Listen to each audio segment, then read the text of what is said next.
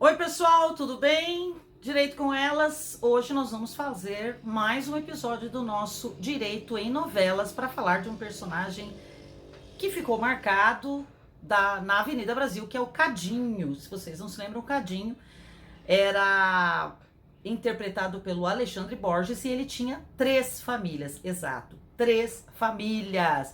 Vamos ver que imbróglio é esse?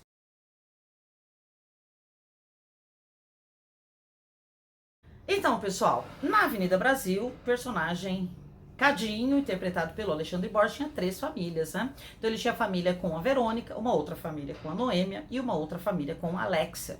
3 mulheres de 3 personalidades diferentes e que não sabiam uma da outra. Inicialmente não sabiam uma da outra, aí a coisa foi transcorrendo na novela, várias confusões. Ele era um cara rico, acabou ficando pobre e tal.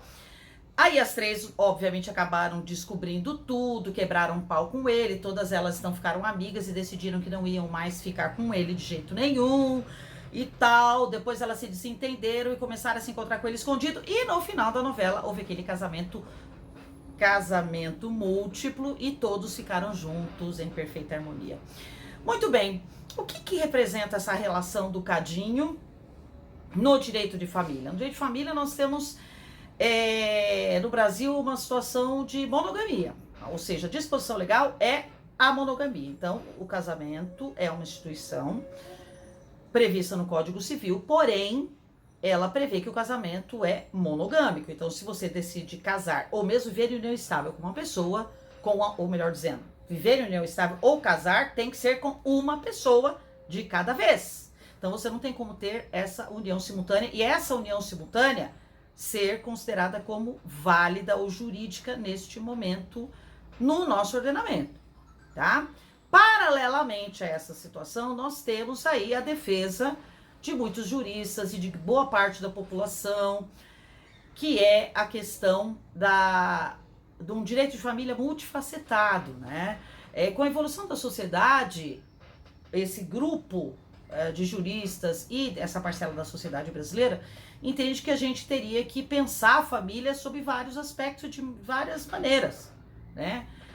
Hoje o afeto é plural, né? Hoje as relações afetivas são muito diferentes do que eram antigamente. Hoje tem o estudo da multiparentalidade, você tem a possibilidade de família mosaico, então as famílias se recompõem, o casal se separa e depois se casa com outras pessoas, juntam as famílias e tal. Mas essa questão ainda de você ter mais de um companheiro ou mais de um marido ou uma esposa ainda não tem previsão, não existe essa possibilidade. Então a defesa é de que se admite aí o que nós chamamos de poliamor ou mesmo as famílias paralelas. E aqui o que a gente vai colocar para vocês é a diferença dessa família paralela por uma união poliafetiva. Vamos trabalhar o exemplo do Cadinho. O Cadinho inicialmente tinha então 3 esposas, na verdade. Ele tinha uma esposa com a qual ele casou primeiro, que era a papel da Débora Bloch, se não me engano ela era a Noêmia, né? Não lembro se era a Noêmia ou Verônica, mas isso não é relevante, né? E foi a primeira com quem ele casou, teve a filha dele e tal. E depois ele passou a viver também com a Noêmia, e depois com a Verônica e depois com a Alexia, que foi a terceira, aspas, companheira que ele arrumou. Então, uma não sabia da outra. Veja, se uma não sabe da outra e apenas o parceiro sabe das 3, eu não estou diante de uma situação de poliafetividade. Porque no poliamor, todos os envolvidos sabem uns dos outros e concordam com essa relação. Então, no poliamor, você pode ter um trisal, por exemplo, ou uma quadra, onde todos os envolvidos, os 3 membros do trisal, os 4 membros da quadra, sabem exatamente onde eles estão, que relação eles estão, sabem que eles vão viver juntos, ter uma família juntos, e se aceitam e se amam desta maneira.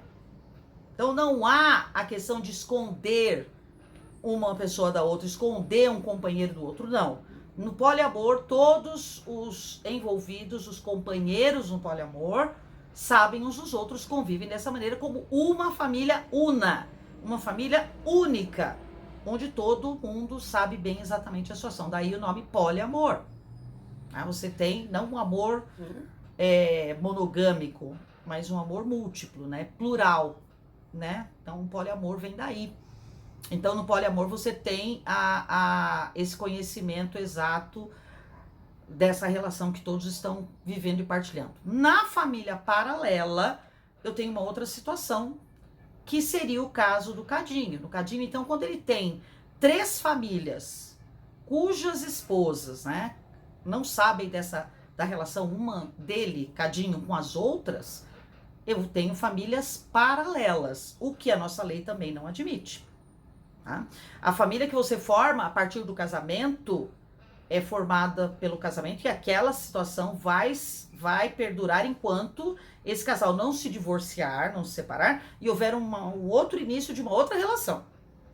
Eu não tenho como, juridicamente falando, aceitar 3 famílias paralelas com os mesmos direitos e obrigações. O nosso ordenamento jurídico não admite.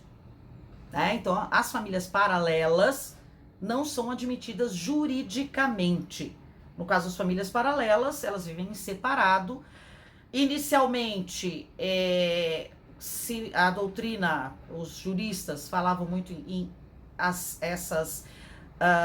esses companheiros ou companheiras não saberem uns dos outros, mas a doutrina vem trabalhando a possibilidade de, na família paralela também, as famílias serem separadas, mas independentemente do fato dessas outras companheiras ou companheiros saberem uns dos outros, mas são famílias apartadas, onde o único vínculo é o companheiro ou a companheira que divide 3 famílias. Então, enquanto no poliamor eu tenho uma única família formada de 3 ou mais pessoas, em um relacionamento único, numa família, numa relação conjugal composta de 3, 4, ou seja, quantas pessoas forem, e na família paralela são famílias distintas, onde um dos 2 e também tem outras famílias, né? Um exemplo desse caso de família paralela é o caso do Seu Quequé, numa série da Rede Globo de televisão de alguns anos atrás, que chamava Rabo de Saia, onde ele tinha também 3 famílias, ele era um caixeiro viajante, então ele tinha uma família em cada lugar por onde ele passava, né? Então, são situações distintas. E no sentido, embora exista essa diferença entre a família paralela e o poliamor, juridicamente falando, nenhuma das duas ainda é admitida. Nas 2 situações, eu tenho uma situação de irregularidade não prevista na lei.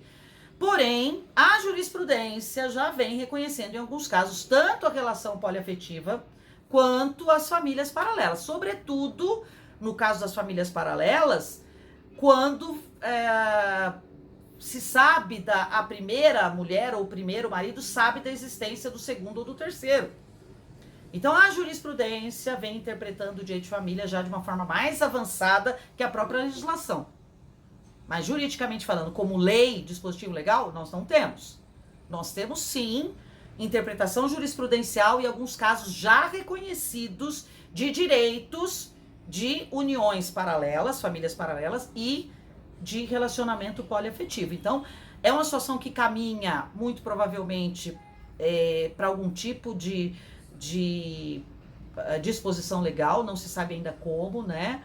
Porque quebrar esse paradigma da monogamia é complexo, daria pra gente fazer aí uma live inteira para falar só do estado monogâmico, mas a sociedade, boa parcela dela já fala em mudança nesse paradigma aí, porque realmente o ser humano não é necessariamente monogâmico. Então, por que a legislação tem que impor uma relação de monogamia sem outras possibilidades? Então, é algo para a gente ficar pensando, mas já existem essas diferenças nessas famílias alternativas, tanto da família poliafetiva, que esse conhecimento é de todos, quanto nas famílias paralelas, onde não existe conhecimento de todos os membros, ou até sabem uns dos outros, mas as famílias são totalmente apartadas.